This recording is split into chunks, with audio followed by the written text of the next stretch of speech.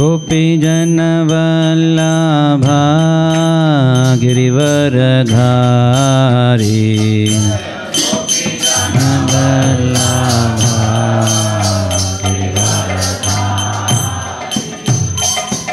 यशोदानन्दन व्रजजनरञ्जन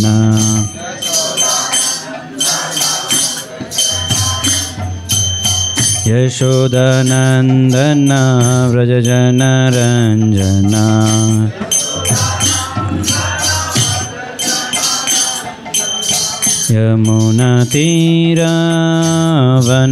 यमुनातीरवनचारी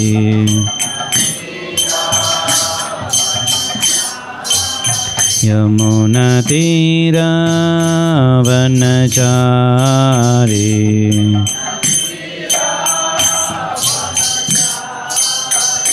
जय राधा माधव जय कुंज बिहारी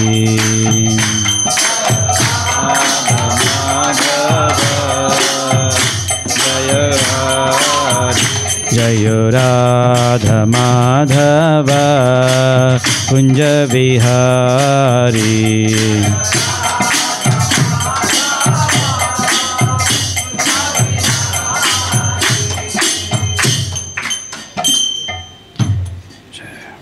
ओम अज्ञानतिमिरान्धस्य ज्ञानाञ्जनशलाकया चक्षुरुन्मीलितं येन तस्मै श्रीगुरवे नमः। श्रीचैतन्यमनोभीष्टं स्थापितं येन भूतले स्वयं रूपा कदा मह्यं ददाति स्वपदान्तिकं वन्देऽहं श्रीगुरो श्रीयुतापदकमलं श्रीगुरून् वैष्णवांश श्रीरूपां साग्रजातां सहगना रघुनाथान्वितं तं सजीवं साद्वैतं सावधूतं परिजनसहितं कृष्णचैतन्यदेवं श्रीराधाकृष्णपादान् सहगना ललिता श्रीविशाखान्वितांश हे कृष्णा करुणा सिन्धु दीनबन्धु जगत्पते गोपेश गोपिकान्त राधाकान्त नमोऽस्तुते। तप्तकाञ्चन गौराङ्गी राधे वृन्दावनेश्वरी वृषभानुसुते देवी प्रणमामि हरिप्रिये। वाञ्छाकल्पतरुभ्यश्च कृपासिन्धुभ्य एव च पतितानां पावनेभ्यो वैष्णवेभ्यो नमो नमः। जय श्री कृष्ण चैतन्य प्रभु नित्यानंद श्री अद्वैत गदाधर श्रीवासादि गौरभक्तवृंद। हरे कृष्णा कृष्णा कृष्णा हरे हरे, हरे राम राम राम हरे हरे। हरे कृष्णा कृष्णा कृष्णा हरे हरे, हरे राम राम राम हरे हरे। हरे कृष्णा कृष्णा कृष्णा हरे हरे, हरे राम राम राम हरे हरे। हरे कृष्णा। आज का ये साप्ताहिक कार्यक्रम में आप सबका स्वागत है। सो आज अनंत चतुर्दशी महामहोत्सव है। आज के दिन में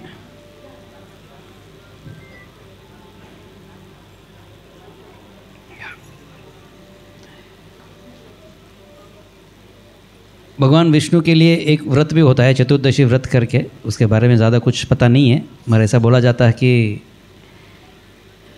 14 वर्ष तक वो व्रत करना पड़ता है उसका फल मिलने के लिए करके बोलते हैं।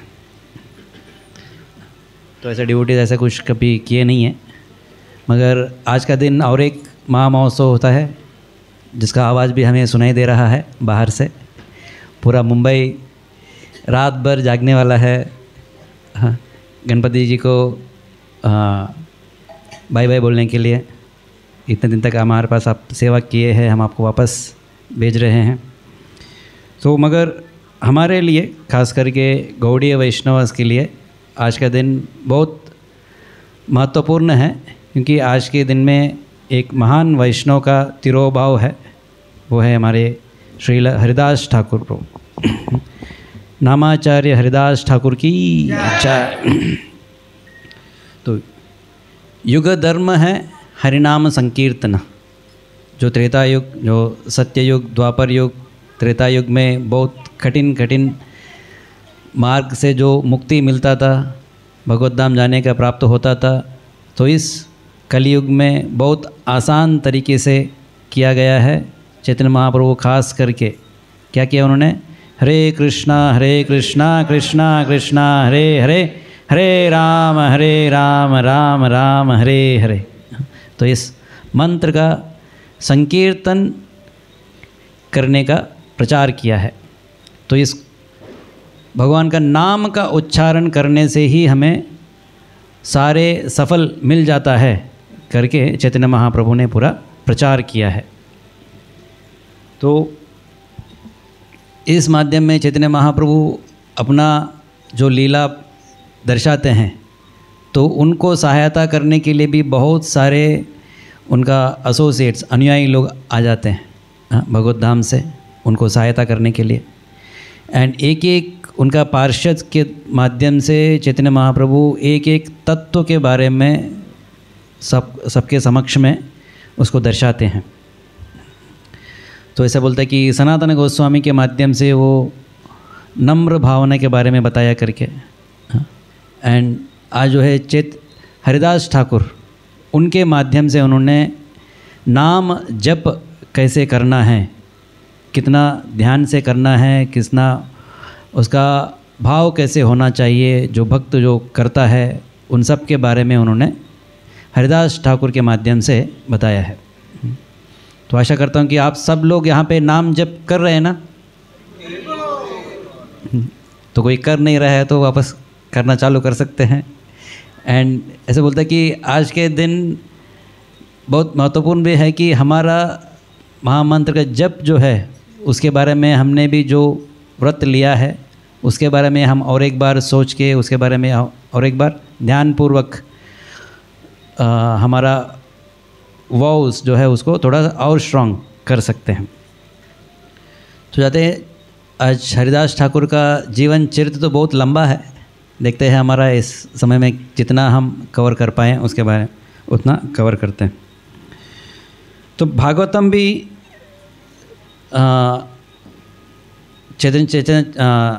हरिदास ठाकुर जी का जन्म हुआ है एक यौवन कुल में।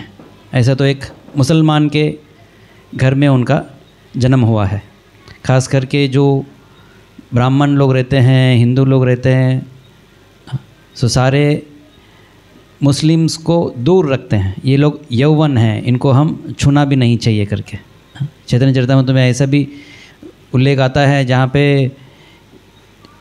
एक नवाब ने उनका थूका करके एक ब्राह्मण को छोड़ दिया जाता है। अभी तुम आजकल से ब्राह्मण ही नहीं हो करके बोला जाता है, अछूत माना जाता है यौवन को। हाँ, वो समय था, वो 500 साल पहले। आजकल को अछूत ऐसा ज़्यादा कुछ है ही नहीं। मगर जब चैतन्य महाप्रभु आए हैं, खास करके नामाचार्य जो हरिनाम जप करने के लिए जो व्यक्ति को उन्होंने जो चुना है, कहाँ से चुना है? वो यौवन कुल से उन्होंने चुना है। चलो इस व्यक्ति को मैं नामाचार्य बनाता हूँ करके। तो उस माध्यम से भी चैतन्य महाप्रभु हमें बताते हैं कि नाम का महिमा क्या है करके। कोई देश, कुल, मत, इन सारे चीज़ों से वो भगवत धाम जाने का कुछ निर्णय नहीं होता है, मगर भगवान के ऊपर पूर्ण रूप से, पूर्ण श्रद्धा से जो जप करता है, भगवान को जो शरण लेता है, वो भगवत धाम जा सकता है करके बोलने के लिए भी चैतन्य महाप्रभु इस प्रकार से करते हैं। तो हरिदास ठाकुर का जन्म के बारे में बताया जाता है। बांग्लादेश का बेलूर बोरोन करके गांव है, वहाँ पे एक मुसलमान के घर पे उनका जन्म हुआ था।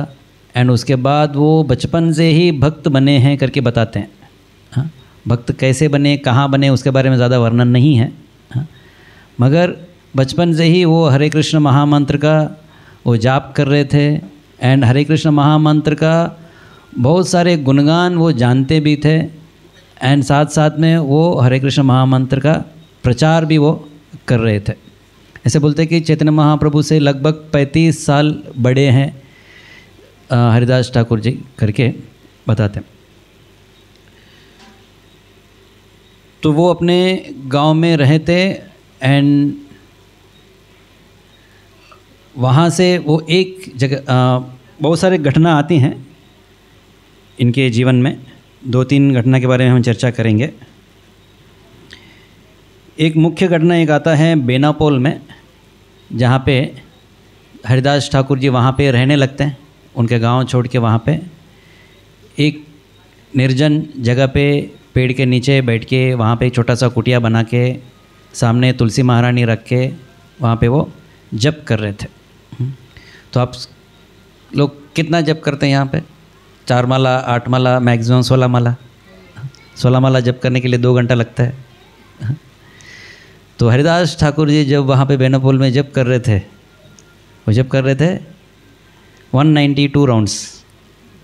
तो पूरा 3 लाख नाम जप हर दिन वो करते थे। तो ऐसा उन्होंने व्रत लेके वहाँ पे बैठे थे। तो वहाँ पे निरंतर हरि नाम कर रहे थे। एंड अगल बगल जो गांव हैं वहाँ जाके थोड़ा सा मधुकरी करके अपना जीवन वहाँ पे जी रहे थे। तो लोग वहाँ पे देखते हैं कि एक साधु आया है एंड उनको बहुत महानता गौरव देने लगते हैं। तो वहाँ पे एक व्यक्ति रहता है रामचंद्र खान करके, उनको पसंद नहीं होता है, क्योंकि जो भी आदमी मैं बड़ा हूँ करके जो सोचता है, उनके सामने किसी और को गुणगान जब किया जाता है उनको मन में क्या आता है? ईर्ष्या आ जाती है। तो ऐसा ईर्ष्या के साथ वो सोचता है कि इनको कुछ तो इनको निंदा करनी चाहिए करके, इनका बड़ापन क्यों हो रहा है, इनको इतना महानता नहीं मिलनी चाहिए। लोगों में मैं इनको थोड़ा सा ब्लास्फेम करता हूँ, थोड़ा इनका लोग इनके पीछे नहीं पड़ना चाहिए, ऐसा कुछ तो करता हूँ करके वो सोचते हैं। तो कभी कभी लोग सोचते हैं कि जब लोगों के बीच में जब कंपटीशन होता है तो एक चीज़ होता है कि हमें आगे जाना होता है ताकि उनसे हम आगे बढ़ें। मगर सामने वाला और इतना तेज़ से भाग रहा है, हम उतना तेज़ से अगर नहीं भाग पाएंगे तो और क्या करता है? उनको खींचो। तो वो जब ईर्ष्या की भावना जब आती है, लोग सामने वाला आदमी के ऊपर निंदा करने लगते हैं, उनके अंदर जो दोष है वो दोष निकालने लगते हैं। एंड दोष के बारे में ज़्यादा से ज़्यादा चर्चा करने लगते हैं ताकि वो आदमी को निंदा हो जाए एंड वो आदमी का जो लोगों में जो गौरव भावना जो मिल रहा है वो उनको ना मिले। उसके बाद मैं अकेला बच जाऊंगा जिनको ग्लोरी मिल रहा है करके। तो रामचंद्र खान को भी हरिदास ठाकुर के ऊपर बहुत ईर्ष्या होती है, मगर हरिदास ठाकुर के चरित्र इतना शुद्ध था कि उनके अंदर कुछ भी दुर्गुण उनको दिख नहीं रहा था। तो रामचंद्र खान क्या करता है, अभी एक ही आसरा बचा है इनका चरित्र को भंग करने के लिए। तो अभी हरिदास ठाकुर वो समय पे नवयुवक थे, बहुत सुंदर भी थे। एंड वहाँ पे बैठ के वो साधु के रूप में जब भी कर रहे थे, बहुत सारे लोग अट्रैक्ट हो रहे थे। तो ये रामचंद्र ज्ञान क्या करता है, वहाँ के गांव के सारे वेश्याओं को बुलाते हैं, बुला के बोलता है ये एक साधु यहाँ पे बैठा है, इनको आपको गिराना है करके एक वेश्या को पकड़ता है एंड बोलता है इनके पास जाओ, कैसे तो करके इनका चरित्र भग्न करना है करके। तो एक वेश्या चैलेंज ले लेती है, चलो जितना भी बड़ा साधु हो मेरे सामने वो टिकेगा नहीं। तो करके वो वेश्या जाती है, बोलती है 3 दिन का समय मुझे दो, तो इनको मैं ये असल कौन है करके दिखाता हूँ करके। तो वेश्या भी बहुत जाती है, 3 दिन समय में जाती है, वहाँ पे उनके साथ प्रस्ताव रखती है, मैं आपके पास आया हूँ, साधु सबके लिए जो चाहिए वो देता है, तो मेरा भी इच्छा आप पूर्ण करो करके अलग प्रकार से मांगने लगती है। तो हरिदास ठाकुर क्या करता है, तो आप यहाँ पे बैठो, मेरा थोड़ा सा जप बाकी है। हाँ? तो बोलता है कि मैं हर दिन एक नियमित रूप में जप करने के लिए नियम ले चुका हूँ, मेरा जप होने के बाद मैं आपको आपका इच्छा पूर्ण करता हूँ करके बताता है। एंड बोलता है आप इधर बैठो और जप सुनते रहो करके। तो वेश्या भी उधर बैठती है, सामने जो तुलसी महारानी है उनको थोड़ा सा दंडवत करती है। एंड हरिदास ठाकुर जो जप कर रहा था उनका पूरा जप रात भर सुनने लगती है। एंड इनका जप रात भर चलता है। एंड जैसा सुबह हो जाती है, वेश्या को बोलते करे अभी तो सुबह हो गए, अभी तो मिलना नहीं होगा, अगले रात में आता हूँ करके। तो हरिदास ठाकुर बोलते अगले दिन आ जाओ, मैं आपको ज़रूर आपका इच्छा पूर्ण करूँगा करके। तो ऐसा वेश्या को वापस भेज देते हैं। वेश्या अगले दिन भी आती है, अगले दिन भी वही होता है। तीसरे दिन भी आती है। तीसरे दिन तक जब हरिदास ठाकुर के मुँह से वो हरे कृष्ण महामंत्र का जप सुन रही थी 3 दिन से, तब उनके हृदय के अंदर भी परिवर्तन हो जाता है। तो इसे बोलते हैं कि एक भक्त को सामने आते ही लोगों का हृदय में परिवर्तन हो जाता है करके। मगर ये वेश्या का चरित्र इतना हीन था कि उनको हृदय परिवर्तन होने के लिए 3 दिन लगा। एंड 3 दिन तक हरिदास ठाकुर भी वहाँ पे बहुत ध्यानपूर्वक रुक रहे थे। तो तीसरा दिन होने के बाद वेश्या पश्चाताप होके हरिदास ठाकुर के समक्ष में बोलती है कि मैं आपका चरित्र भग्न करने के लिए आया था, मुझे क्षमा कीजिए करके। हरिदास ठाकुर बोलते हैं कि ये मुझे पहले ही पता था, और रामचंद्र खान जो है वो मुझे नीचा दिखाने के लिए बहुत कोशिश कर रहा है। मैं पहले दिन ही यहाँ से निकल जा सकता था, मगर आपको उद्धार करने के लिए यहाँ पे मैं रुका हूँ करके बताते हैं। एंड अभी वेश्या जो है हरिदास लक्ष्य हीरा जो बोलते हैं मैं आपको गुरु के रूप में मानता हूँ, क्या करूँ करके पूछती है। एंड हरिदास ठाकुर बताता है आपका सारे संपत्ति जो है वो दान में दे दो, एंड इस कुटिया में आके बैठ जाओ, एंड यहाँ पे हरे कृष्ण महामंत्र का जप करने लगो, एंड आपका भरण पोषण कैसे होगा उसके बारे में कुछ चिंता मत करो, सब कुछ हो जाएगा करके। तो पूर्ण विश्वास रखते हुए वो युवती सब कुछ त्याग करके वहाँ पे जाती है। एंड हरिदास ठाकुर उस कुटिया को छोड़ के चले जाते हैं। एंड उस कुटिया में वो युवती बैठ के पूरा जप करने लगती है। एंड वो पूरा गांव में फैल जाता है। ये वेश्या के अंदर इतना परिवर्तन आया है हरिदास ठाकुर के संगति से। तो सब लोग वो वेश्या को वो युवती के पास जाते हैं देखने के लिए। अभी ये साध्वी बन गई है तो उनका भी दर्शन लेने के लिए जाते हैं, उनसे भी कृपा शरण लेते हैं। तो ऐसा हरिदास ठाकुर का जो गुणगान जो है और भी बढ़ने लगता है। सो जितना रामचंद्र खान उनको नीचा दिखाने का कोशिश किया है, उनको पतन के लिए वो कितना कोशिश कर रहा था, मगर उतना उल्टा क्या हुआ, उतना ज़्यादा उनका महानता भी बढ़ते जा रहा था। तो आगे जाके चैतन्य चरितामृत में ये रामचंद्र खान जो है इनके साथ क्या हुआ है करके और भी वर्णन आता है। क्योंकि जब कोई शुद्ध वैष्णव रहते हैं, उनके प्रति जब हम कुछ अपराध करते हैं तो चोट कहाँ पे लगता है? भगवान को लगता है। हाँ। क्योंकि भगवान जो है अपने भक्तों को अपने हृदय में रखते हैं। तो बोलते हैं अगर कोई ऐसा चलता है एंड चप्पल नहीं पहना है एंड पैर पे कुछ चोट लग रहा है तो आदमी सहन लेगा, मगर कोई दिल पे कोई मार रहा है तो सहना थोड़ा मुश्किल होता है। तो वैसे ही तो भक्त लोग जो है वो दिल पे बैठे हैं। एंड उन लोगों के लिए जब कोई निंदा करते हैं एंड उनको नीचा दिखाने की कोशिश करते हैं, तब भगवान खुद सीरियसली लेते हैं। तो रामचंद्र खान के साथ क्या हुआ करके आगे का वर्णन भी आता है। तो उस गांव में नित्यानंद प्रभु आते हैं बाद में अपने प्रचार करते हुए।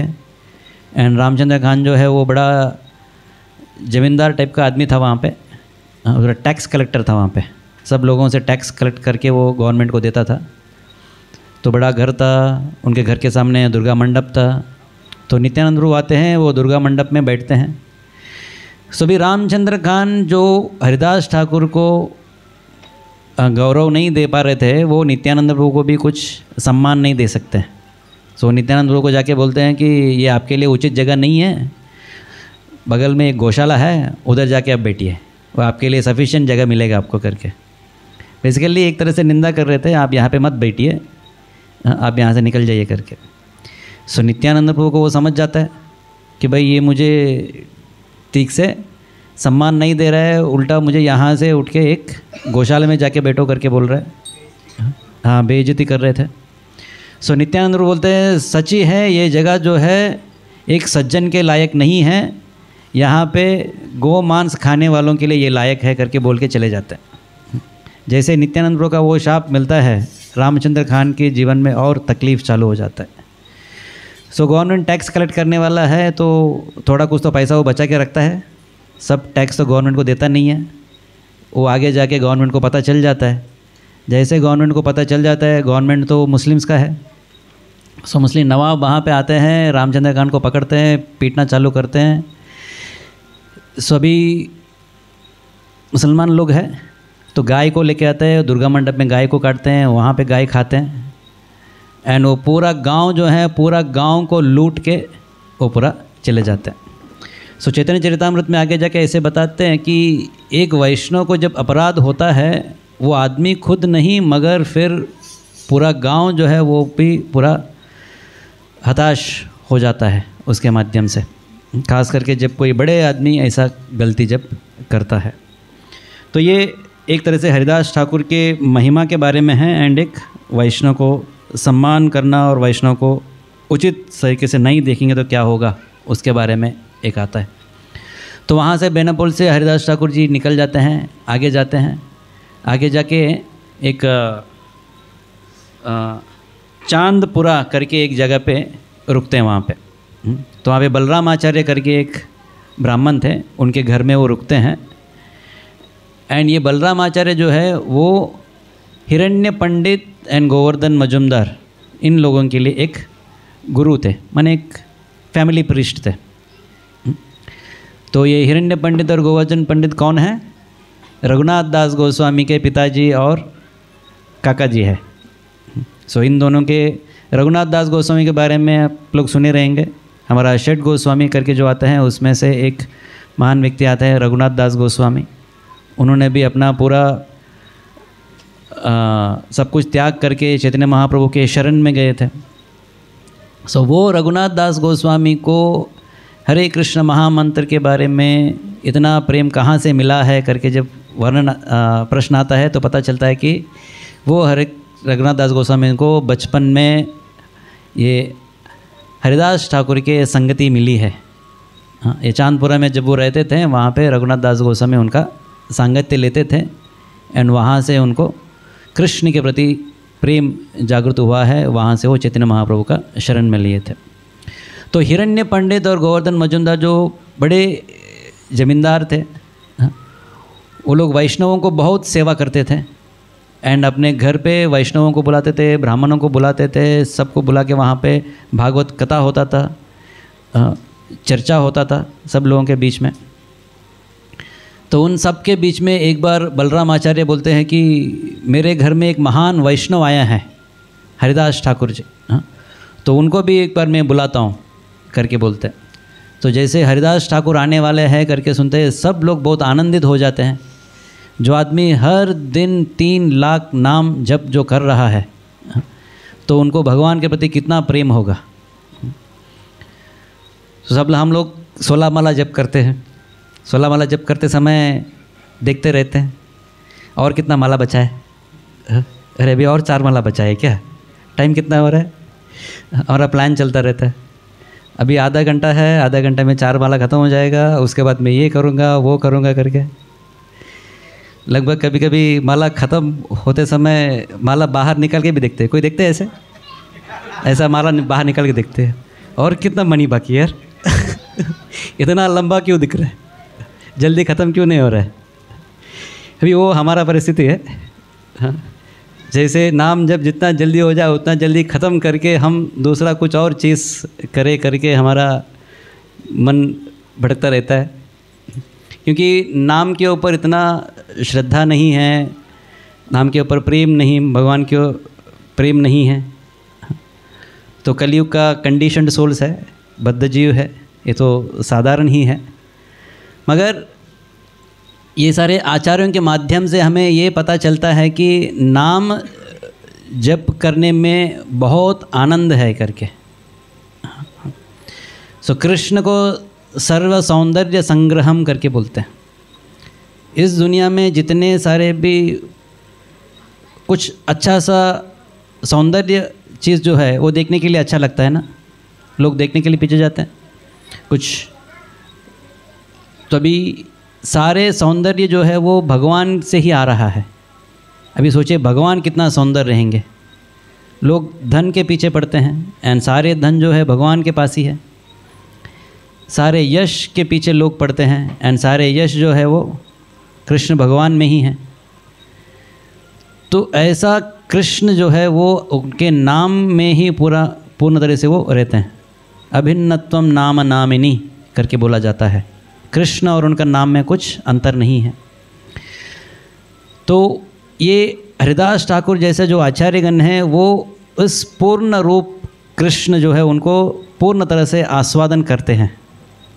कृष्ण का पूर्ण सौंदर्य, कृष्ण का पूर्ण करुणा, कृष्ण जिस तरीके से लोगों के आदान प्रदान करते हैं उन सब को लोग पूर्ण तरह से आस्वादन कर पाते हैं। सो मगर हमारे लिए क्या है, मने वो लोग आस्वादन कर रहे हैं तो उसका मतलब है कि वहाँ पे आशा है। बहुत सारे लोग पैसे कमाने के लिए पीछे पड़ते हैं, सबसे ज़्यादा पैसा जो कमा के बैठा है वो सबसे ज़्यादा एंग्जाइटी में है, क्योंकि उसको बचाने का एंग्जाइटी रहता है। मगर जो सबसे ज़्यादा नाम जप कर रहा है वो सबसे ज़्यादा आनंद में है। तो ये हमें हरिदास ठाकुर का जीवन ये दर्शाता है कि हमें लक्ष्य क्या रहना चाहिए करके। तो ये हरिदास ठाकुर जो पूर्ण रूप से भगवान का नाम में रुचि ले रहा है, उनको बुलाया जाता है गोवर्धन और मजुमदार के घर पे एक बार चर्चा के लिए। तो सब लोग खड़े हो जाते हैं, ये आ रहे हैं करके, एंड वहाँ पे जाते हैं एंड हरिदास ठाकुर के समक्ष में वहाँ पे लोग चर्चा करने लगते हैं। एंड हरिदास ठाकुर बोलते हैं कि मुझे भगवान का नाम का गुण बताइए करके। तो एक आदमी वहाँ से भगवान का नाम का गुण क्या फल क्या होता है करके बताने लगते हैं। तो बताते हैं कि भगवान का नाम स्मरण करते ही सारे पाप मिट जाता है, आपको मोक्ष मिल जाता है करके बताते हैं। तो हरिदास ठाकुर बताते हैं कि सारे पाप धुल जाना एंड मोक्ष मिलना ये तो एक सेकेंडरी रिजल्ट है, ऐसे बिना पूछे मिलने वाला है करके। तो हरिदास ठाकुर जी बताते हैं कि ये पाप धुल जाना और मोक्ष मिलना हरे कृष्ण महामंत्र जप का मूल उद्देश्य या रिजल्ट नहीं है, गम्य नहीं है। तो मूल जो उससे आने वाला चीज़ क्या है, हरे कृष्ण महामंत्र जप करने से भगवान के प्रति प्रेम जागृत होता है। तो इसलिए चैतन्य महाप्रभु ने जो हरे कृष्ण महामंत्र जो प्रचार किया है उसे बोलते हैं प्रेम संकीर्तन। हरे कृष्णा कृष्णा कृष्णा हरे हरे, हरे राम राम राम हरे हरे। सो बोलते कि अजामिल ने एक बार नाम जप किया था नारायण करके, तो जब यमदूत आए थे उनको बोला सारे पाप धुल गए इनके, यमलोक जाने की कुछ ज़रूरत ही नहीं है करके। तो नाम जप करने से सारे पाप धुल जाते हैं करके बोलते हैं। एंड यहाँ पे हरिदास ठाकुर जी बता रहे हैं ये तो एक नून सेकेंडरी रिजल्ट है, इसका जो मुख्य गौण रिजल्ट है, जो मुख्य लक्ष्य जो है, जहाँ इफ़ेक्ट जो है वो नहीं है। मुख्य इफ़ेक्ट ये है कि कृष्ण जो है हमारे तरफ मुड़ के देखेंगे एंड कृष्ण के साथ एक प्रेम का नाता चालू होता है। तो उसके लिए हमें कोशिश करना चाहिए करके हरिदास ठाकुर जी बताने लगते हैं। अलग अलग भागवतम से, पद्म पुराण से, इधर से पूरा हरे कृष्ण महामंत्र का गुणगान वहाँ पे सबके सामने बोलने लगते हैं। एंड बोलने लगते हैं कि 3 प्रकार का हरिनाम संकीर्तन होता है, नाम जप होता है। एक बोलते हैं कि अपराध युक्त नाम, सब लोग नाम जप करते हैं। नाम जप करते समय 10 अपराध है करके बोला जाता है, किसने सुना है? ये अपराध को हमें जितना हो सके उतना रोकने का कोशिश करना चाहिए, क्योंकि पूर्ण तरह से कुछ भी नहीं करेंगे करके बोलना भी मुश्किल हो जाता है, क्योंकि हम सब लोग बद्ध जीव है। हम क्या कर सकते हैं? हम कोशिश कर सकते हैं। तो नाम जप करते समय वो अपराध नहीं होना चाहिए करके वो कोशिश करना चाहिए।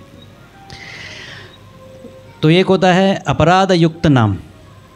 तो ऐसे हम अपराध शून्य, बिना कोई अपराध से जब हम नाम जप करते हैं, वो बोलते हैं वो नामाभास। एंड उसके बाद तीसरे स्टेप में आता है वो शुद्ध नाम होता है, जहाँ पे भगवान को प्रेम पूर्वक बुलाया जाता है।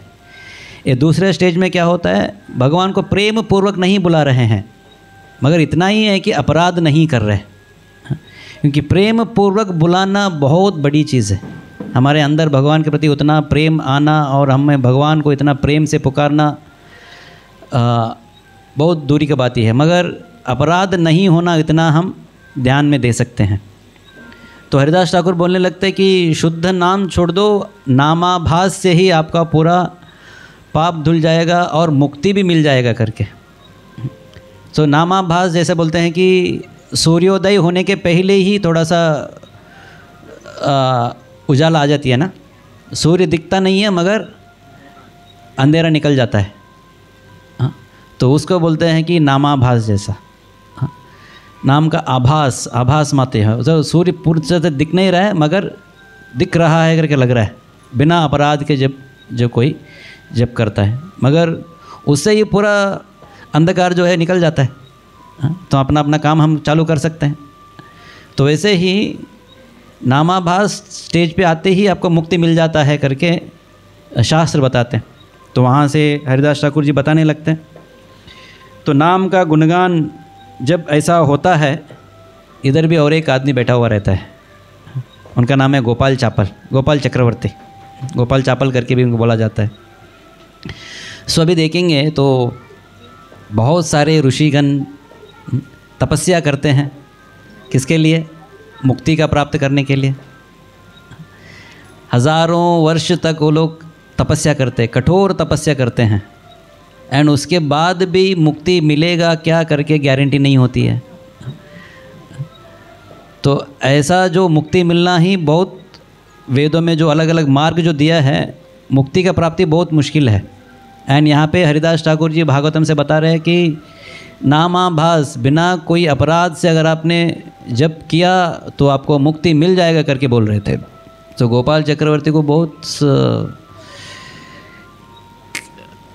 कन्फ्यूजन हो जाता है। कन्फ्यूजन नहीं, वो सुन नहीं पाते हैं। मैंने सोचो, अगर जो आदमी बहुत मेहनत करके कुछ चीज़ कर रहा है एंड दूसरा किसी आदमी को बिना कुछ मेहनत का ही वो मिल रहा है, तो उनको लगेगा कि भाई क्या है ये, मेरा मेहनत कुछ पानी में बह गया, उसका कुछ वैल्यू नहीं है। तो उनको मानने के लिए उनको तैयार नहीं होता है। मगर शास्त्र वही बोल रहे हैं, कर्म मार्ग ज्ञान मार्ग में जितना मेहनत करना पड़ता है उतना मेहनत भक्ति में नहीं रहता है। भगवद गीता 12वें अध्याय में कृष्ण बताते हैं, भगवान को जो शुद्ध भक्ति जो करना वो बहुत सरल है करके, माने वो ब्रह्मन के ऊपर ध्यान करने से।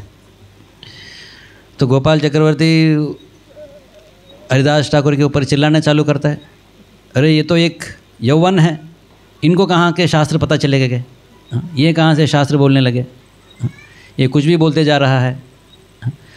तो बोलना लगता है कि ऐसे बोला गया है कि कलयुग में शूद्र लोग जो है वो शास्त्र बोलने लगते हैं, एंड यहाँ पे मैं सामने दिख रहा हूँ, इन कुछ पता नहीं है, ये कुछ भी बोलते जा रहा है, एंड आप सब लोग इनको कुछ नहीं बोल रहे करके।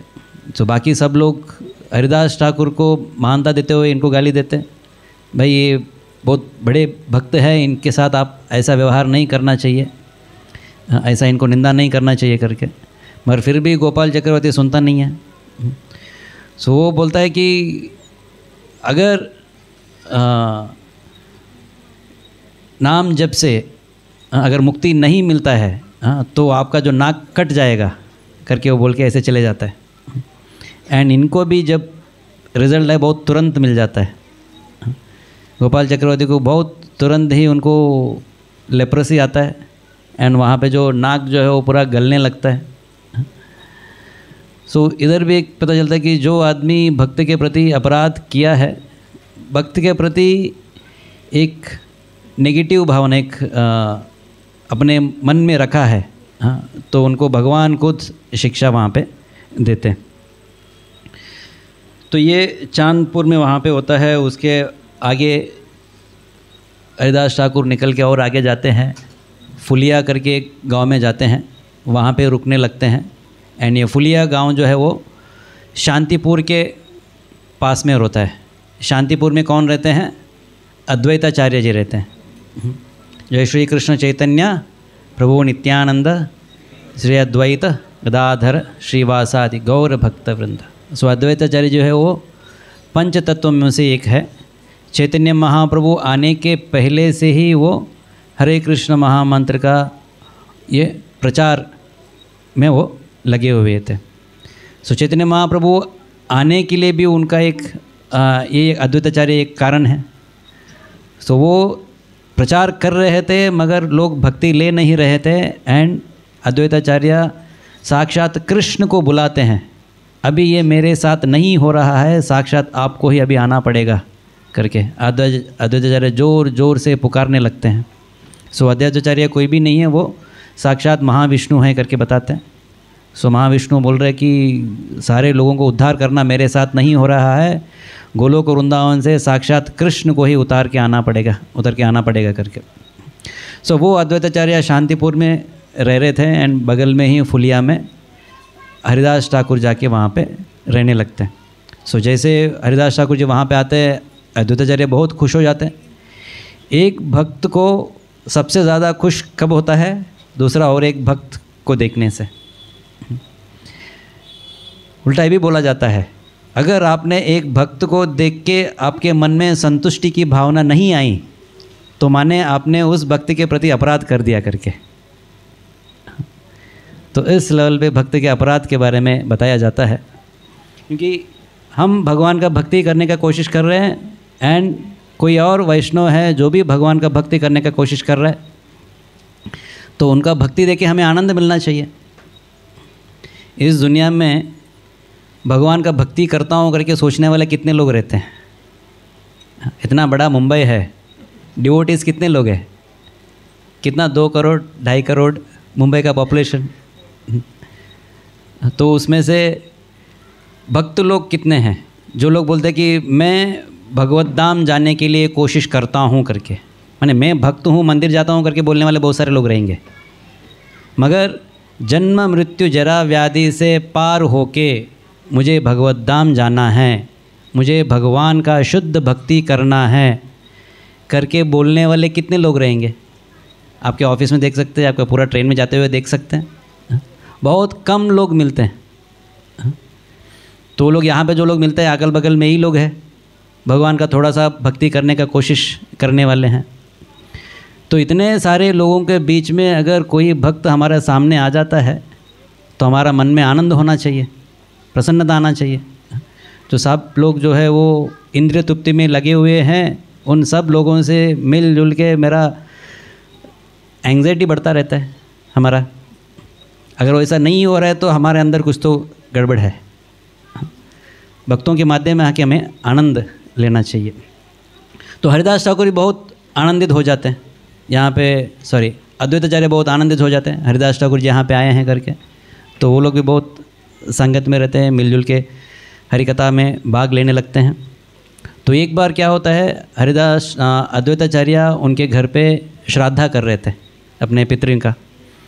तो श्राद्धा पात्र का पहला पात्र जो रहता है, पहला प्लेट जो रहता है, वो एक बड़े ब्राह्मण को दिया जाता है। तो वो भी श्राद्धा के लिए सब लोगों को बुलाया एंड वहाँ पे हरिदास ठाकुर जी भी आ गए एंड वो पहला प्लेट लेके जाते हैं एंड सीधा हरिदास ठाकुर के सामने रख देते हैं। आए हुए सारे ब्राह्मण चकित हो जाते हैं, अरे ये आदमी तो यौवन है, इनको आपने क्यों दिया है? तो अद्वैताचार्य बोलने लगते हैं कि भले बाकी सब लोग ब्राह्मण हैं मगर ये वैष्णव हैं, निरंतर भगवान का नाम जप करने वाले हैं। इनको खिलाना माने 10,000 ब्राह्मणों को खिलाना समान है, ऐसा लोग कोई मिलते नहीं है करके। तो वो महानता वहाँ पे बताया जाता है। तो अद्वैताचार्य भी एक तरीके से ट्रेडिशन ब्रेक करते हैं, माने जो सब लोग ब्राह्मण को सम्मान देते हैं, बाकी जो यौवन रहते हैं उनको इतना सम्मान नहीं देते हैं, अछूत करके बोलते हैं। इधर तो हरिदास ठाकुर को अछूत नहीं, सीधा उनको पहले प्लेट ही दे रहे थे।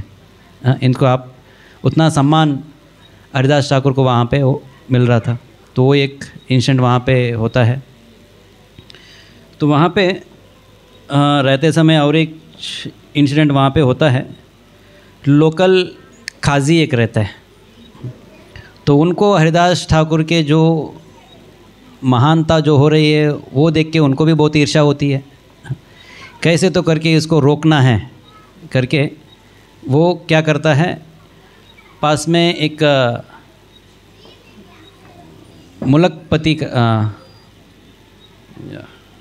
मुलकपति और पूरा मुल्क का एक बड़ा सा और एक ऑफिसर है, उनके पास जाते हैं, राजा जैसा। उनके पास जाके वहाँ पे कंप्लेंट करने लगते हैं। तो वो सब उनके पास जाकर कंप्लेंट करते हैं कि अरे भाई ये तो एक मुसलमान है, मगर वो हिंदुओं का देवी देवताओं का नाम का जप कर रहा है, ये मुसलमान का धर्म का विनाश कर रहा है करके उनके पास जाके कंप्लेंट करते हैं। तो वो जो राजा जो है उन्हें मुस्लिम है, जो पूरा इनको बुलाते हैं हरिदास ठाकुर जी को, चलो इनके साथ चर्चा करते हैं। एक तरीके से साधु है मगर फिर भी ये दूसरे धर्म का भगवान का नाम क्यों ले रहा है करके। तो एक तरीके से जो मुसलमान लोग थे वो पूरा सबको धर्म परिवर्तन करने में लगे हुए थे। एंड यहाँ पे एक मुसलमान जो है हिंदू में कन्वर्ट हो रहा था, तो उनको देखने में भी बहुत मुश्किल हो रहा था। तो वो बुलाते हैं, बोलते हैं अरे आप तो इतना सज्जन हो, आप अल्लाह को छोड़ के कृष्ण का जप क्यों करने लगे हो करके हरिदास ठाकुर को पूछने लगता है। तो हरिदास ठाकुर जी बताते हैं कि अलग अलग धर्म हैं एंड अलग अलग धर्मों के माध्यम से एक ही भगवान को पूजा हुआ जाता है। तो इस्लाम धर्म में अल्लाह के नाम पे पूजा होता है एंड या हिंदू धर्म में कृष्ण के नाम पे पूजा होता है, मगर दोनों एक ही है। किसी को अल्लाह के प्रति प्रेम है, किसी को कृष्ण के प्रति प्रेम है। तो मुझे कृष्ण के प्रति प्रेम हुआ है एंड इसलिए मैं कृष्ण का नाम जप कर रहा हूँ। हाँ, तो इसमें कुछ प्रॉब्लम नहीं होना चाहिए। कुछ लोग हिंदू धर्म जो कि इस्लाम में जाते हैं एंड कुछ लोग इस्लाम में जा छोड़ के इधर आते हैं, इसमें इतना एंग्जाइटी लेने का ज़रूरत नहीं है करके हरिदास ठाकुर जी बताने लगते हैं। अभी वो उनको देखने के लिए मुश्किल लगता है तो साधु है, भगवान का नाम का जप कर रहे हैं, मगर क्या हो रहा है, अपना धर्म नहीं छोड़ रहे। तो कभी कभी भगवान के पास आने के बाद भी लोग अपना करके सोचने लगते हैं। जब हम भगवान के बारे में चर्चा करते हैं, आत्मा के बारे में चर्चा करते हैं, वो शरीर से परे होता है। हम ये शरीर नहीं हैं, हम आत्मा हैं। हम जब हिंदू बोलते हैं या इंडियन बोलते हैं, पाकिस्तानी बोलते हैं, अमेरिकन बोलते हैं, वो सारे किसको लागू होता है, शरीर को लागू होता है, आत्मा को लागू नहीं होता है। एक बार ये शरीर छोड़ने के बाद दूसरा जन्म कहाँ मिलेगा पता नहीं, क्योंकि इतना गुस्सा करेंगे, इतना झगड़ा करेंगे तो अगले जन्म दूसरे इलाके में मिल सकता है।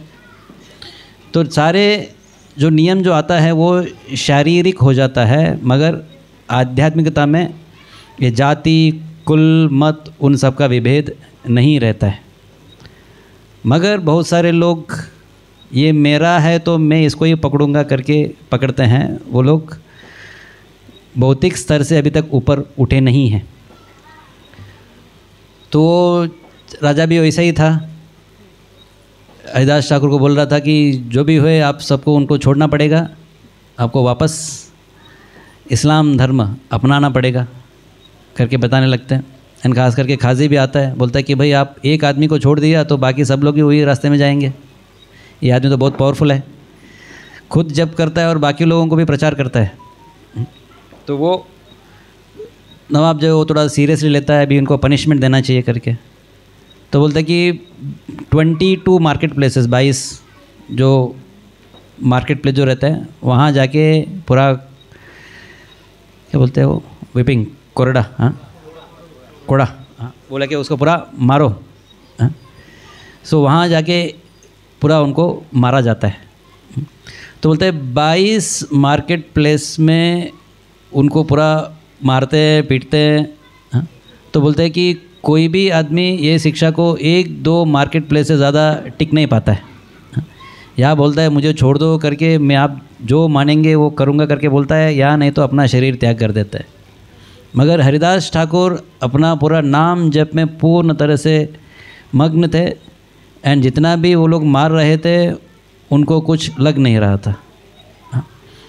एंड उल्टा हरिदास ठाकुर जी प्रार्थना कर रहे थे कि मुझे जो लोग मार रहे हैं उनको क्षमा कर दो करके।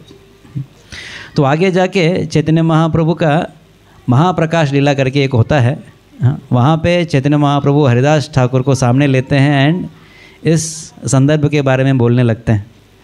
जिस दिन वो लोग आपको मार रहे थे, मैं अपने सुदर्शन चक्र लेके बगल में बैठा था उसको सर काटने के लिए, मगर आप उनके लिए प्रार्थना कर रहे थे तो मैं उनको मार नहीं पा रहा था। तो इसके लिए आपको वो जो लोग मार रहे थे वो सारे मार मैं ले रहा था करके चैतन्य महाप्रभु बताते हैं। एंड अपना पूरा कुर्ता उतार के अपना पीठ दिखाते हैं, एंड अपना पीठ के ऊपर पूरा वो निशाना रहता है चैतन्य महाप्रभु जो मार उधर लिया था। तो वो हरिदास ठाकुर बहुत इमोशनल हो जाता है, अरे महाप्रभु आप मेरे लिए इतना बाधा सह रहे थे करके।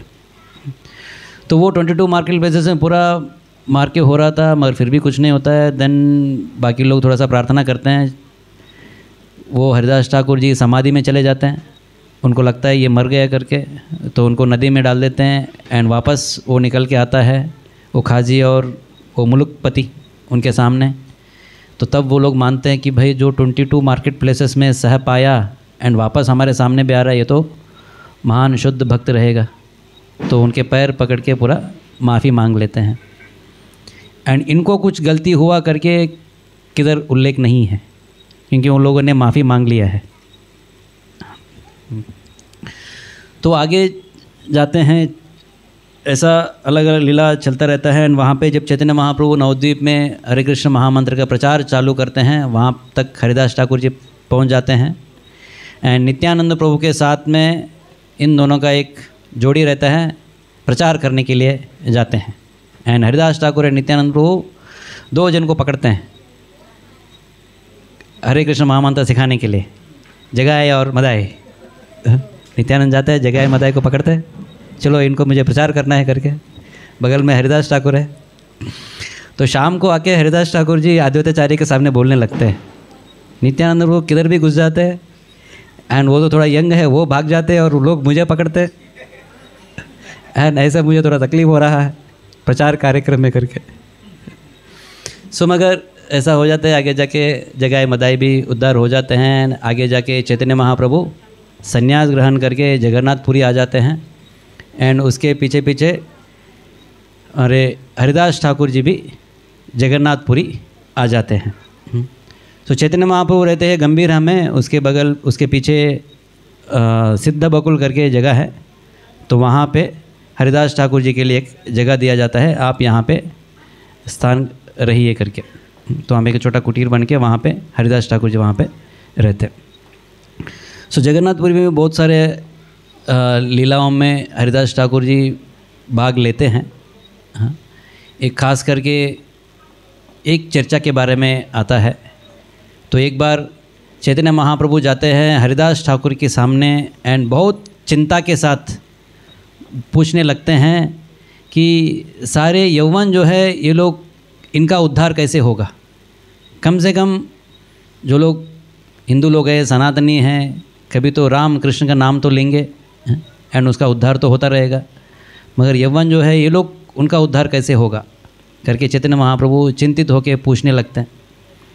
एंड वहाँ पे पूछते हैं कि देन हरिदास ठाकुर जी बताते हैं कि वो लोग भी अपने धर्म में हराम करके एक शब्द का प्रयोग करते हैं एंड उसमें भी राम का शब्द आता है, उस माध्यम से उनका भी उद्धार हो जाता है करके बताते हैं। तो ये हरे कृष्ण महामंत्र का महानता है जिनको पता है या जिनको पता नहीं है, मगर उनके मुंह से वो शब्द निकला, उनका उद्धार हो जाता है। इसलिए हरे कृष्णा कृष्णा कृष्णा हरे हरे, हरे राम राम राम हरे हरे। और आगे जाकर चैतन्य महाप्रभु और पूछते हैं, चलो उनका उद्धार तो हो गया, इधर पेड़ है, पक्षी है, ये लोग तो नाम जप कर नहीं सकते हैं, इनका उद्धार कैसे होगा करके चैतन्य महाप्रभु पूछने लगते हैं।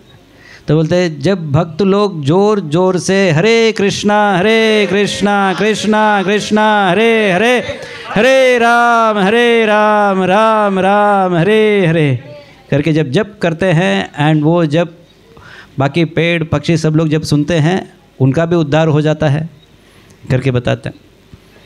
तो चैतन्य महाप्रभु आगे जाके पूछते हैं, अरे ऐसा सब लोग अगर उद्धार हो गए तो ये भौतिक जगत खाली हो जाएगा, तो ये भी एक चिंता हो जाती है। तो हरिदास ठाकुर जी बताते हैं, इसमें इतना प्रॉब्लम क्या है, सब लोग जब इस दुनिया जब खाली हो जाएगा और बहुत सारे जीव हैं, वो लोग आएंगे, वापस भर्ती हो जाएगा इसमें। तो हरिदास ठाकुर जी बताने लगते हैं कि आप राम जी के रूप में आए थे एंड सारे पृथ्वी के वासियों को आपने उद्धार करके चले गए, एंड उसके बाद वापस पृथ्वी भर गया, चल रहा है।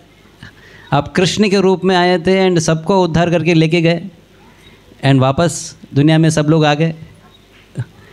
तो मैंने वेटिंग लिस्ट में बहुत सारे लोग हैं। ये भौतिक जगत कभी खाली होने का टेंशन नहीं लेना चाहिए। कभी कभी लोगों को पूछा जाता है, अरे भक्तों का आप इतना चैंटिंग कर रहे हो तो सब लोग भगवत धाम चले जाएंगे, तो इधर क्या होगा करके। तो हरिदास ठाकुर बताते इतना टेंशन लेने का ज़रूरत नहीं है, बहुत सारे लोग हैं वेटिंग लिस्ट में। तो वो लोग आते रहेंगे एंड भगवान आते रहेंगे अवतार लेके, एंड सबको उद्धार करते रहेंगे। एंड चैतन्य महाप्रभु बोलते हैं कि आपने मेरा पूरा इसको जान लिया है करके चैतन्य महाप्रभु बताते हैं। ऐसे हरिदास ठाकुर के बारे में बताया जाता है कि जब भगवान चिंतित हो जाते हैं क्या करें करके, तब क्या करते हैं, भक्त के पास आते हैं, एंड भक्त के माध्यम से भगवान को भी एक हृदय शांति हो जाती है, चलो भक्त लोग है, आगे आशा है करके। तो लास्ट में एक आता है, आज हरिदास ठाकुर जी की तिरोभाव दिवस है। हरिदास ठाकुर जी का तिरोभाव के बारे में बहुत सुंदर सा वर्णन आता है। तो चैतन्य महाप्रभु जगन्नाथपुरी में कितने साल थे, 24 ईयर्स, 18 साल तो थे वहाँ पे, बाकी 6 साल इधर उधर घूम रहे थे। एंड चैतन्य महाप्रभु का लीला अंत होते समय वहाँ पे चैतन्य महाप्रभु अपने गंभीरा में जाके बहुत विरह भाव में उनका लीलाएं चलते रहते थे, बहुत डीप उनका ध्यान में वो रहते थे। एंड उस सारे लीलाएं देखते हुए वो एक समय उसका वर्णन ऐसा आता है,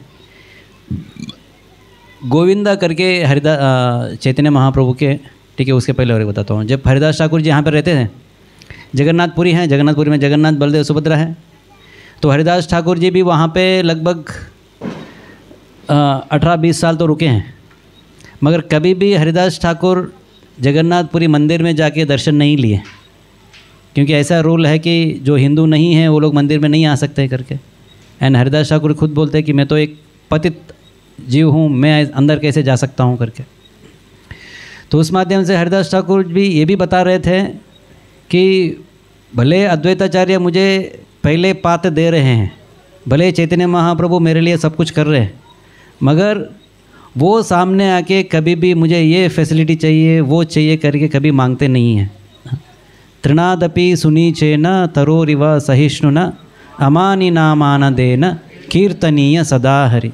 ये श्लोक चैतन्य महाप्रभु बताते हैं, हरे कृष्ण महामंत्र निरंतर गाते रहने के लिए कौन सा गुण होना चाहिए।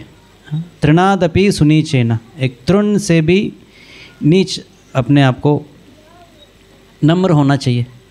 हरिदास ठाकुर जी 22 मार्केट प्लेस में जब मार रहे थे तो वो सहन कर रहे थे। तरोरिव सहिष्णुना अमानिना मान देना, अपने लिए सम्मान ना मानते हुए बाकी लोगों को हमेशा सम्मान देना चाहिए। ऐसे मानसिक स्थिति में आदमी हमेशा हरे कृष्ण महामंत्र का जप कर सकता है। इसका थोड़ा सा उल्टा हुआ तो करना मुश्किल हो जाता है। तो अभी जगन्नाथ जी को देखने के लिए तो हरिदास ठाकुर जी नहीं जा रहे थे, तो मगर चैतन्य महाप्रभु क्या करते हैं, हर दिन जगन्नाथ जी का दर्शन लेते हैं, वहाँ से थोड़ा महाप्रसाद लेते हैं, सीधा हरिदास ठाकुर जी के कुटिया पे पहुँच जाते हैं। माने हरिदास ठाकुर नहीं जा रहे भगवान को दर्शन लेने के लिए, मगर भगवान खुद उनके कुटिया पे आ रहे दर्शन देने के लिए। ये भगवान भक्तों का महिमा है, भगवान भक्तों के लिए इतना कुछ करते हैं। सो गोविंदा करके एक चैतन्य महाप्रभु का सेवक था, तो एक दिन हरिदास ठाकुर जी को देखने के लिए जाते हैं, एंड हरिदास ठाकुर जी पूरा ऐसा नीचे लेटे हुए हैं एंड जप करने का कोशिश कर रहे हैं। थोड़ा सा स्वस्थ उनका स्वास्थ्य जो था ठीक नहीं था। सो गोविंदा उनको पूछता है, मैं आपके लिए महाप्रसादन लाया हूँ, थोड़ा सा महाप्रसादन लीजिए, ग्रहण कीजिए करके। तो हरिदास ठाकुर जी बोलने लगते हैं कि मेरा जप आज समाप्त नहीं हुआ है, मैंने नियमित रूप से जितना जप करने के लिए मैं नियम लिया हूँ वो नियम आज पूर्ण नहीं हुआ है, तो मैं प्रसाद नहीं ले सकता हूँ। मगर आपने भगवान का प्रसाद लाए हैं, मना भी नहीं कर सकता हूँ करके थोड़ा सा एक छोटा सा एक बूंद लेते हैं। महाप्रसाद को हम क्या करते हैं, सम्मान देते हैं, वी ऑनर प्रसाद करके बोला जाता है। हम प्रसाद खाते नहीं हैं, हम प्रसाद को सम्मान देते हैं उसको ग्रहण करके। सो चैतन्य हरिदास ठाकुर थोड़ा सा लेते हैं एंड गोविंदा जाके चैतन्य महाप्रभु को इन्फॉर्म करते हैं, भाई इधर हरिदास ठाकुर का थोड़ा सा स्वास्थ्य ठीक नहीं लग रहा है करके। सो अगले दिन चैतन्य महाप्रभु आते हैं एंड हरिदास ठाकुर जी से पूछने लगते हैं कैसे हो करके। सो हरिदास ठाकुर जी बताते हैं कि मेरा शरीर ठीक है मगर मेरा मन ठीक नहीं है, क्योंकि मेरा जो नियमित रूप का जो जप है वो पूर्ण नहीं हो रहा है। सो भाई आदमी अभी तो 70-80 साल का रहेगा एंड स्वस्थ अवस्था में भी है, एंड उनका अवस्था के माध्यम से वो पूरा जप नहीं कर पा रहे हैं, मगर फिर भी उनका चेतना ऐसा था कि वो बोलते हैं कि मेरा जप पूर्ण नहीं हो रहा है, इसका मतलब है कि मेरा मन सही नहीं है। सो प्रभुपाद जी भी उस तात्पर्य में लिखने लगते हैं। तो हम सब ने जो भी नियमित रूप से जप करने के लिए हमने जो नियम लिया है उसको हम ध्यान पूर्वक करना चाहिए। अगर वो नहीं हो पा रहा है तो माने हमारा चेतना के अंदर कुछ तो गड़बड़ चल रहा है, हमें उसके ऊपर ध्यान देना चाहिए। बहुत बार जब ख़त्म नहीं हुआ तो भी खाना मिल जाता है, पूरा दिन चलता रहता है एंड ऐसा लगता है कि कुछ प्रॉब्लम हुआ ही नहीं। अगर 2 दिन खाना नहीं खाए तो आदमी सुस्त हो जाता है, 2 दिन जप नहीं किया तो ज़्यादा कुछ प्रॉब्लम नहीं लगता है, अरे भाई जीवन तो चलता रहता है करके। मगर अंदर से जो चेतना जो है वो बिगड़ते जा रहा है, वो जो बिगड़ते जा रहा है वो हमारा सामने दिखता नहीं है, मगर उसके बारे में हमें बहुत ध्यान देना चाहिए। सो चैतन्य महाप्रभु को इधर हरिदास ठाकुर जी रिप्लाई देते हैं कि मेरा जप पूर्ण नहीं हो रहा है, इसका मतलब है मेरा मन सही नहीं है, एंड वो बोल रहे थे मेरा शरीर सही है करके बोल रहे थे। तो हरिदास ठीक है, एक 5 मिनट एक्स्ट्रा लेता हूँ। आज हरिदास ठाकुर जी का जप के बारे में चर्चा चल रही है। तो चैतन्य महाप्रभु उनको बोलने लगे आप बहुत बुज़ुर्ग हो गए हो, इतने दिन से आपने इतना जप किया है, इस उम्र में आप थोड़ा सा अपना जप कम कर लो। कौन बोलता है? चैतन्य महाप्रभु उनको बोलते हैं। बहुत बार भक्त लोग भी सोचने लगते अरे कोई तो आके मुझे ऐसे बोले सोचते रहेंगे। मगर इधर चैतन्य महाप्रभु खुद बोलने के बाद भी हरिदास ठाकुर कुछ राउंड्स कम करने के लिए तैयार नहीं रहते, एंड वहाँ पे जाके चैतन्य महाप्रभु को बोलते अरे भाई क्या हो रहा है। चैतन्य महाप्रभु को समक्ष में एक प्रस्ताव रखते हैं, मेरा एक इच्छा है आपके समक्ष में रख रहा हूँ करके बताते हैं। हरिदास ठाकुर जी बताते हैं कि ऐसा मुझे लग रहा है कि आप आपका अवतार का जो लीला है वो समाप्त करने वाले हैं, वो समाप्त लीला मैं नहीं देखना चाहता हूँ। आप लीला समाप्त करने के पहले ही मैं अपना शरीर त्याग करना चाहता हूँ करके हरिदास ठाकुर जी उनका समक्ष में रखते हैं। तो चैतन्य महाप्रभु बोलने लगते हैं कि अरे आप क्या कर रहे हो, आपका शरीर त्याग करने के बारे में क्यों कर रहे हो? अगर आप नहीं रहेंगे तो मैं कैसे जीऊँ? आप जैसे भक्तों के संग में मेरा आनंद होता है करके चैतन्य महाप्रभु बोलने लगते हैं।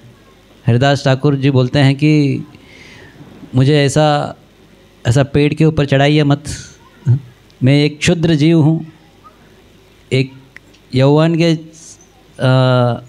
कुल में मेरा जन्म हुआ है, मैं अछूत हूँ। कब बोल रहे? जीवन के अंत में, इतना जप करने के बाद। तो फिर भी अब उनका जो जीवन का जो स्टार्टिंग है वो कभी भूलते नहीं हैं। तो इसलिए बोलते हैं कि तृणादपि सुनीचेना तरोरिव सहिष्णुना। सो अपने बड़प्पन के बारे में नहीं, मगर उनका जो फॉल्ट्स है उसके बारे में वो हमेशा ध्यान देते हैं।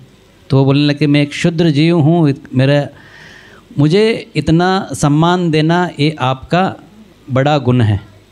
एक छोटा आदमी हूँ फिर भी आप मुझे इतना सम्मान दे रहे हो, तो ये आपका बड़ापन है करके बोलते हैं।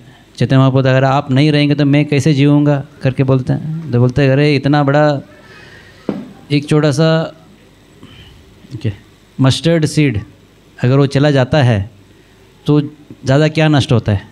अगर छोटा सा पक्षी अगर मर जाता है पूरा संसार को क्या नष्ट हो जाता है? मैं भी एक साधारण जीव हूँ, अगर मैं नहीं रहूँगा तो आपको ज़्यादा बाधा नहीं रहेगी, मुझे आप आमंत्रण दीजिए आगे जाने के लिए करके।